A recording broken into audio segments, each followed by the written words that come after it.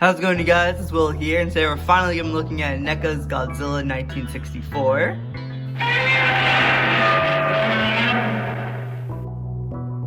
Alright, so NECA's Godzilla 1964. I'll be honest, I was very excited when NECA announced they were making a 64 Godzilla, because it is one of my favorite Godzilla suits of all time, and because NECA did such a good job on Godzilla 1962, I thought, okay, they're going to bring that quality to the new generation of NECA figures, so awesome. Now, when the prototype pictures of this figure got released, the sculpt looked really good. Like, I never hated the sculpt or anything. However, the paint job was what threw me off a little bit. So in the inside of the box here, there's a picture of the prototype figure actually. So right here is a picture of the prototype figure. It looks good. Like I said, the sculpt and everything looked pretty spot on. However, the paint job of the prototype was what threw me off a little bit. Like, it looks like it's based off one of the black and white Godzilla movies. That's what they're trying to get at. So I didn't really like that too much, but luckily when we got pictures of the figure in hand, it looked a lot better. So I guess we'll look at the box real quick. So it's the inside, got the Mothras in there. This figure does come with the breath weapon effects part, but I didn't bother with that. Other side of the box there. Back of the box, more pictures of the prototype. And same thing on that side as well. So yeah, NECA's new boxes, A+ in my book. Alright, now going ahead, looking at the actual figure here. Like I said, I think the sculpt looks really good, and luckily the paint job of the actual product looked a lot better than what the prototype was showing. Seriously, NECA, their sculpting has really improved since the early Godzilla figures. What's crazy to me is that the fact that the older Godzillas, they don't have a 3D model to scan and, you know, basically make the figure out of. They're doing this basically from the ground up, which is pretty impressive. All these little skin bumps in there. The spine jobs are my favorite part. Like a bone white, kind of gray, kind of like a stony color. All the way down to the tail as well.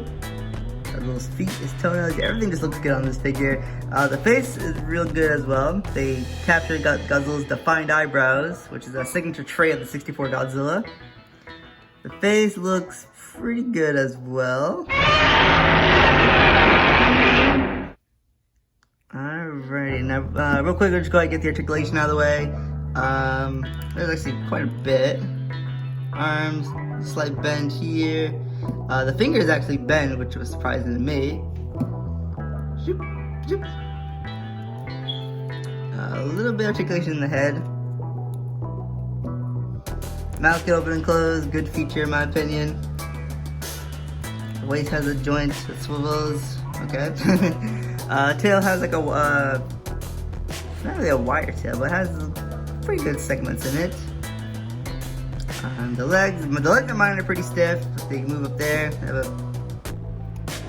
Don't really have anything there. And the feet can swivel as well. Yeah, NECA figures, you already know, they're pretty good with articulation. Okay, blah blah, you guys don't want to hear any of that. You guys already know, okay, sculpt looks good on this figure. The paint job is a big improvement over the prototype figure, and you guys already know NECA, they always include good marble articulation on their figures. You guys don't want to hear any of that. I feel like the best way to judge this figure is go ahead and compare it with other figures from different lines, because I feel like that's the best way to determine whether or not this figure is worth your money. So let's go ahead and move him to the side here. Let's bring out, of course, probably the big rival to NECA, the SH Monster Art Godzilla 64, which is actually very tiny in comparison. Oh my god. So yeah, SH Monster Art versus NECA. We had this problem with Godzilla 1962, and here is again with Godzilla 64. Now they're both real great figures. I'm not gonna lie, I like them both, and both of them did a real good job capturing the look of the Mosu Goji suit. If I had to say, I would say from a front view though, that the Monster Art looks a little bit better, but that looks just like the suit right there. But overall, you know, that doesn't mean NECA did not do a real good job. I think they did an excellent job capturing the look of Godzilla 1964. So yeah, I can't really say one is better than the other. Oh well, I can say that the size is definitely better on the NECA. This Godzilla is so small. I don't know why they did that to him. Oh, and another big difference. Quality control. Oh my god, guys, I've had many more figures with quality control issues from Monster Art than I have with NECA. The NECA figures that I own, they don't tend to fall apart on me. But Monster Art's figures, especially this one in particular, oh my god, you barely touch the thing and joints pop off. Like his right arm, I'm not gonna touch it, but the right arm likes to pop off on me. The head likes to pop off sometimes, and sometimes even the foot. It's annoying. But NECA, I've not really had that problem. So yeah, which one would you rather buy? The NECA figure feels a lot more solid in my opinion, so I don't think he'd fall apart and get that much. So yeah, I would say for the money, go with NECA. Let's skip the monster at 64 Godzilla. So yeah. Now unfortunately I do not own the Bandai Memorial Box Godzilla 1964 to scale up with this guy. However, I will go ahead and pair him with the Bandai Memorial Box 65 Godzilla, because I do own that. And they scale up a little bit better than the Monster Art 64 Godzilla. You know, NECA's Godzilla is just a little bit taller, but that's okay to me. It's not that big a deal. Which brings me now. One point I want to bring up is that I love the Bandai figures. You know, I always have a soft spot for them. And I feel like for the Memorial Box figures, like Bandai really stepped their game up for them. Like they brought in their God tier team to sculpt the Showa Godzillas, and they did a really nice job. However, they have yet to re-release any of them.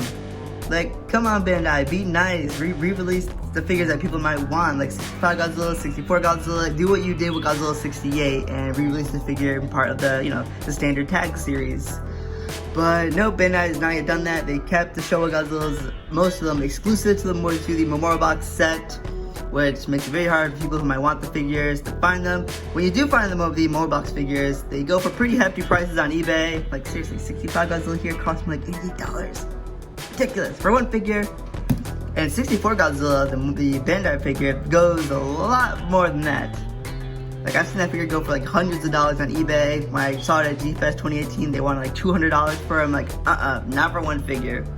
So yeah, I would say NECA for you're gonna end up paying like around $20 to $25 depending on where you get this figure from. I think for a much cheaper alternative, I think you get a pretty good bargain with this figure when compared to the Bandai figures. So yeah, get out here Bandai. Re-release these guys. Alright, two more comparisons we're gonna do here.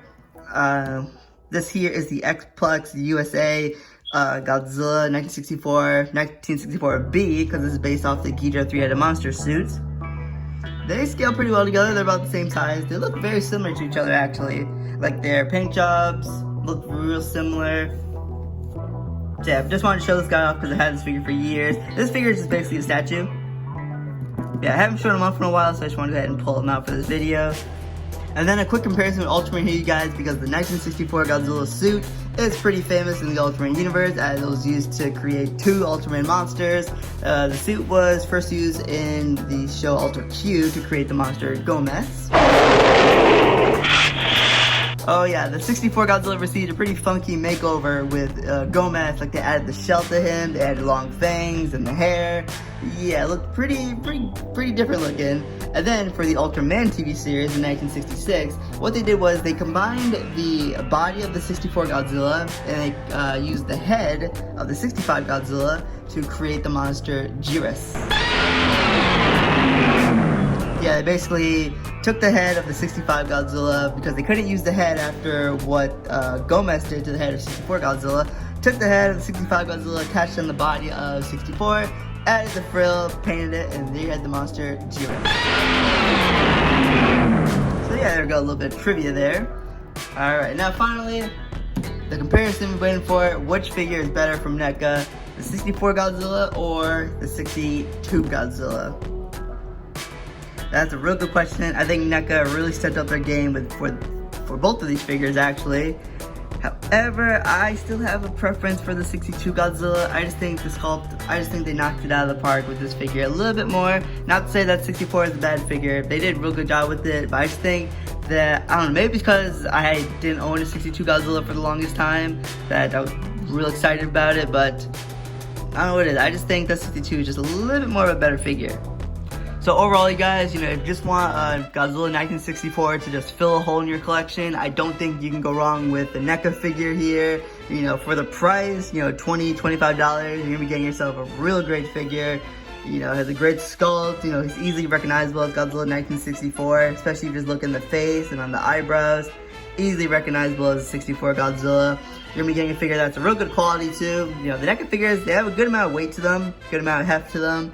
And, you know, they won't fall apart on you like this guy. And, you know, you're gonna be saving yourself a lot of money. You won't spend, you know, the hundreds of dollars that the Memorial Box figures ask for. If you won't spend like $80 to $100 on a figure that's gonna break apart on you, you know, you're getting yourself a real great figure with this guy. So I would definitely say, you know, pick it up. You know, if you're a fan of the show of Godzillas, if you like NECA, you know, just pick it up. Just seriously, real great figure. Like, I really like what NECA has been doing with their Godzilla line. You know, they really stepped up their quality for Godzilla 1962 and above. I can't wait for Godzilla 1989, 2003 to come out so we can take a look at those. Hopefully they're of the same caliber as these two guys. Until then, we only pray. Alright guys, thank you for tuning in. I'll see you in the next video as always. Let me guys know if you want me to look at, you know, any figures that I've shown off. You know, just keep sending me feedback, guys. That's what I like. I like hearing from you guys. Keep sending me your feedback, alright? Alright, you guys. I'll see you in the next video. Let's talk in the comments. See you guys.